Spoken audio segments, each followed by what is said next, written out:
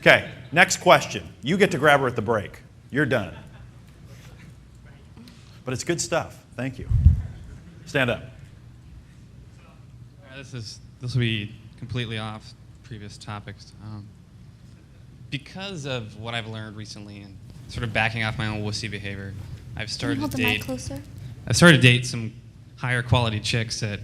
Higher quality chicks. Just been a benefit. And I have run into a situation which I've heard David talk about, which is that you'll run into girls that will eventually become a wuss, which is where I've been before. And I've kind of wondered how you broach the subject of, because I'm a kind of a smart ass and I'm sarcastic, and sometimes they can't handle it. And I've tried to encourage girls to have more confidence in themselves, and I don't think I've done that very well. Like, I think I've actually I've given him books, like comedy books that he suggested, and it's a little weird, and I was kind of wondering how you would recommend approaching that subject. It's a very sensitive subject, and without crushing someone or... What's the subject? Well, I've dated girls that are they're like a 10, and they're very smart, but they're they need to evolve. It's almost like they don't have the self-confidence that I want, ultimately. Mm-hmm. And it's almost like, well, maybe you should go date for a few years, and then we'll meet each other again, which is maybe not the best approach. Does that make sense? Like, how do you broach the subject of, you're a wuss? Like, toughen up. Do you know what I mean? So this is a common mistake with men. Men treating women like they're men. Yeah, exactly. I understand that. With your man friend, you can be like, and I work with men, so it's I know how to, I'm this way, but with your man friend, you can say, dude, you're a wuss. Like, get your act together and be like, oh, okay, I get that. Or maybe he needs to feel a little longer. You can just be humorous and be like, you need to get your act together in this area, and you may be great here, but maybe you should look at this, and he'll get it. You can't, if you want to be with a woman and you want to have sexual polarity, I haven't talked about this much, but this is actually what I teach, is sexual polarity. And with her, you do not want to treat her like a man. The feminine, you want to evoke her feminine. If you joke around with her, like she's one of your buddies, or you're at a baseball game, you're being sarcastic, she's either got to close her body because it's in pain because of the way you're treating her. She's got to neutralize her energy or kind of be a friend with you. Or she's going to be in her masculine. And then you two are buddies and she's put off and you aren't having a great evening anymore. To grow her feminine takes praise. And you need to be very clear if you want to take this woman on in your life. If this woman's a 10, if she's a 10, physically, intelligence, are these women that you'd actually like to be in a relationship with? Like long term or longer than a date? Yeah, I mean, that's why, like, I'm considering it. So that's what puts me in the sort of predicament of, if you were more confident, and I would probably be more reverent and respect her more. And does that make sense? Like, to evoke that out of her, you need to be respectful and reverent of her now, and you'll evoke it from her. You need to be, if you want it immediately, you need to feel and be reverent towards her now, where she is, and women will naturally open up more around you if you're already respectful and reverent. And if you're not willing to take her on, then I would leave her and I would just wait for the woman you really want to be with. Is this thing on? Bring the mic up. This thing on? Yeah. Amber, quick question. I've found that the introduction with the woman, getting to know the woman, the turning the woman on, all easy for me now.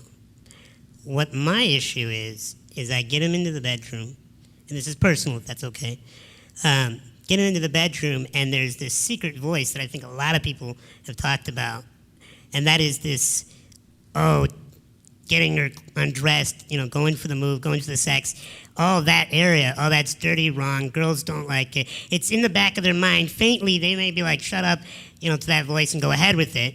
But I have this voice, it's been programmed from growing up in a strong Catholic family, raised with a mom and a sister that said, you respect a woman's body, and there's this whole image about sex that seems to be like this, angel thing, as opposed to, hey, women want it just as much as men. Who can identify with what he's talking about right now? Okay, good. Just want to let you know you're not alone on that one. Good to know. Although that doesn't help me. What I want to know is, in the interaction, once I know I've attracted to her, her to me, and we're having fun, and I get into the position where sexuality, no one's around, we're one-on-one, what can I say to myself to be able to go in for it and to feel comfortable? It doesn't matter if we're just going to kiss or if we go all the way. What can I say to make myself more comfortable? Because I know I'm emanating an action, a behavior that's going to either turn her on or turn her off. And I told David this morning, what I usually end up doing is shutting down and trying to coach her on her self-esteem at the end. And no one wants to sleep with their therapist. So what can I do?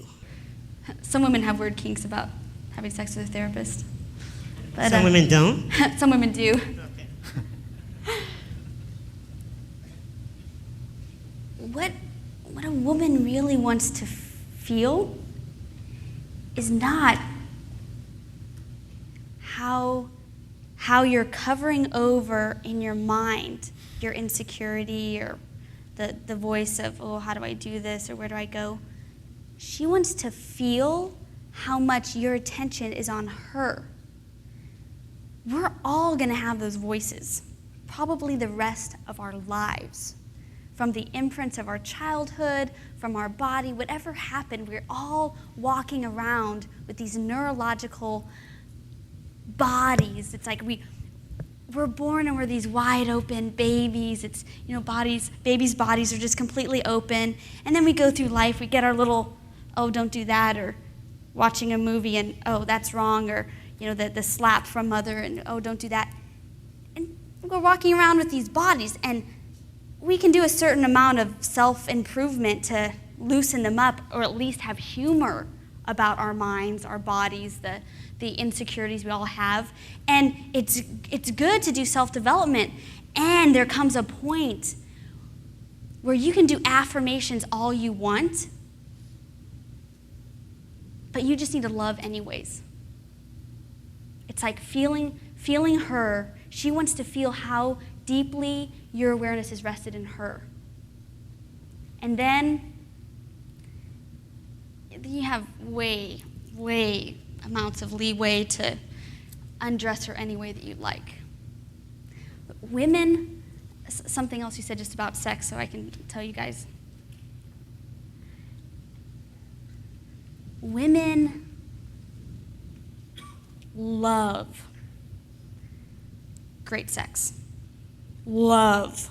Women love sex. In fact, women's bodies were much more open than men. Now, a lot of women have gone through relationships where they're not felt, or they're with men who are not as artful at feeling them, so they might have closed down a bit.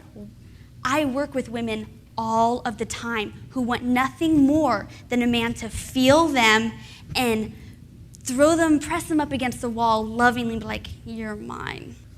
Who learned something just now? Okay?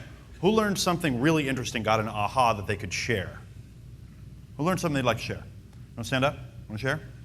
You talked about how people kind of start at the bottom rather than the top, but the top was spirituality and physics. Yeah. And recently I've been reading a lot of books like Practicing the Power of Now and Loving What Is and things like that, and kind of getting more into that focus, more out of NLP and those kinds of things. And what I think I learned today the most was that the things I was thinking about having to do, like the certain language patterns or physiologies or other things that I needed to plug in or learn here, really happen naturally when I plug into the total presence of the moment. Like if I just practice the power of now, like you've been teaching us, and get associated to my breath and being in that mood, that my breathing and my, my language patterns, the tone of my voice, all those things just naturally happen without having to focus on it as much. And that was it.